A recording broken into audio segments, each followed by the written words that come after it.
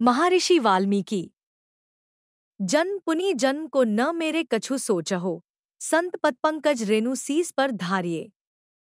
प्राचीन वरही आदि कथा प्रसिद्ध जग, उभे बाल्मीकि बात चित्त तै न टार्ये। भये भील संग ऋषि भये, भये राम दर्शन लीला विस्तारिये। जिन्हें जग गाय क्यों सकै न अघाय चाय, भाय भरी हियोभरी नैन भरी ढारिये। 74 प्रियादास जी नाभाजी के हार्दिक भाव को व्यक्त करते हुए कहते हैं कि अहो, यदि मुझे बार बार जन्म लेकर संसार में आना पड़े तो इसकी मुझे कुछ भी चिंता नहीं है, क्योंकि इससे बड़ा भारी लाभ होगा कि संतों के चरणकमलों की रज सिर पर धारण करने का शुभ अवसर मिलेगा। प्राचीन वरही आदि भक्तों का कथाएं पुराण इतिहास में वर्णित है, परंतु महर्षि वाल्मीकि और स्वप्च भक्त वाल्मीकि इन दोनों की कथा को चित्त से कभी दूर नहीं करना चाहिए। महर्षि वाल्मीकि पहले भीलों का साथ पाकर भीलों का सा आचरण करने वाले हो गए, फिर ऋषियों का संग पाकर ऋषि हो गए। उन्हें श्री रघुनाथ जी के दर्शन हुए। उन्होंने अपनी वाल्मीकि रामायण में श्री राम जी के चरित्र का विस्तार पूर्वक ऐसा उत्तम वर्णन किया है, जिन्हें गाते और सुनते हुए संसार तृप्त नहीं होता है। श्रोताओं और वक्ताओं के हृदय उत्कट प्रेमानुरागमय भावों से भर जाते हैं, फिर आनंदवश नेत्रों से आंसुओं की धारा बहने लगती है। 74 श्रीराम कथा का गुणगान करने वाले महर्षि वाल्मीकि जी का पावन चरित संक्षेप में इस प्रकार है। राम त्वन्नाम महिमा वर्ण्यते केन वा कथम, यत् प्रभावाधं राम ब्रह्मर्षित्मवाप्तवान। भगवान नाम के जप से मनुष्य क्या से क्या हो सकता है, इसके ज्वलंत उदाहरण भगवान वाल्मीकि हैं। इनका जन्म तो अंगिरा गोत्र के ब्राह्मण कुल में हुआ था, किंतु डाकुओं के संसर्ग में रहकर ये लूटमार और हत्याएं करने लगे। जो भी आता उसी को लूटते और कोई कुछ कहता तो उसे जान से मार देते। इस प्रकार बहुत वर्षों तक ये इस लोकनिंदित क्रूर कर्म को करते रहे।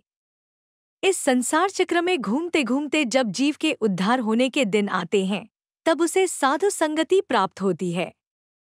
जिसे भगवत कृपा से साधु संगति प्राप्त हो गई और साधु संत उस पर अहेतु की कृपा करने लगे, तब समझना चाहिए कि अब इसके उद्धार का समय आ गया। वाल्मीकि जी के भी उद्धार के दिन आ गए। एक दिन उन्होंने देखा उधर से नारद जी चले आ रहे हैं। उन्हें देखते ही ये उनके ऊपर झपटे और बोले, जो रख दो, नहीं तो जीवन से हाथ धोना पड़ेगा। नारद जी ने बड़े ही कोमल स्वर में हंसते हंसते कहा, हमारे पास और है ही क्या? यह वीणा है, एक वस्त्र है, इसे लेना चाहो तो ले लो, जान से क्यों मारते हो? वाल्मीकि जी ने कहा, वीणा का क्या करते हो, थोड़ा गाकर सुनाओ। नारद जी ने मधुर स्वर से भगवान के त्रैलोक्य पावन नामों का कीर्तन किया। कीर्तन सुनकर वाल्मीकि का हृदय पसीजा। कठोर हृदय में दया का संचार हुआ और चित्त में कुछ कोमलता आई। देवर्षि ने कृपावश उनसे कहा, तुम व्यर्थ में जीव हिंसा क्यों करते हो?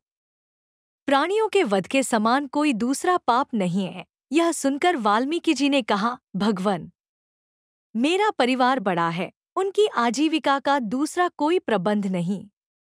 वे सब मेरे सुख दुख के साथी हैं, उनका भरण पोषण मुझे करना होता है। यदि मैं लूटपाट न करूं तो वे क्या खाए? नारद जी ने कहा, तुम जाकर अपने परिवार वालों से पूछो कि वे खाने के ही साथी हैं या तुम्हारे पाप में भी हिस्सा बंटाएंगे।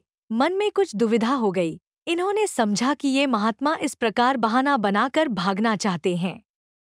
उनके मन की बात जानकर सर्वज्ञ ऋषि बोले, तुम विश्वास करो कि तुम्हारे लौटने तक हम कहीं भी खुल न जाएंगे। इतने पर भी तुम्हें संतोष न हो तो तुम हमें इस पेड़ से बांध दो।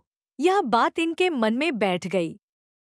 देवर्षि को एक पेड़ से बांधकर ये घर चले गए और वहां जाकर अपने माता पिता, स्त्री तथा कुटुंबियों से पूछा, तुम हमारे पाप के हिस्सेदार हो या नहीं?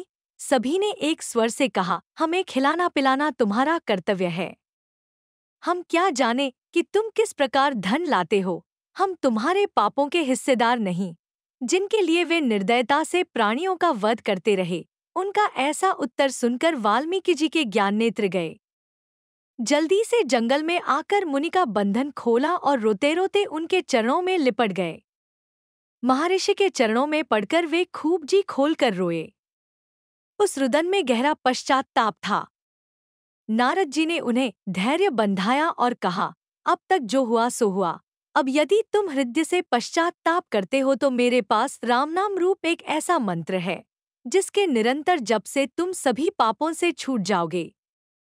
इस नाम के जप में ऐसी शक्ति है कि वह किसी प्रकार भी जपा जाए पापों को नाश कर देता है। अत्यंत दीनता के साथ वाल्मीकि जी ने कहा, भगवन, पापों के कारण यह नाम तो मेरे ओठों से निकलता नहीं आता, मुझे कोई ऐसा नाम बताइए जिसे मैं सरलता से ले सकूं। तब नारद जी ने बहुत समझ सोचकर राम नाम को उल्टा करके मरामरा का उपदेश दिया। निरंतर मरामरा कहने से अपने आप राम राम हो जाता है। देवर्षि का उपदेश पाकर वे निरंतर एकाग्र चित्त से मरामरा जपने लगे। हजारों वर्षों तक एक ही जगह बैठकर वे नाम की रटन में निमग्न हो गए। उनके संपूर्ण शरीर पर दीमक का पहाड़ सा जम गया।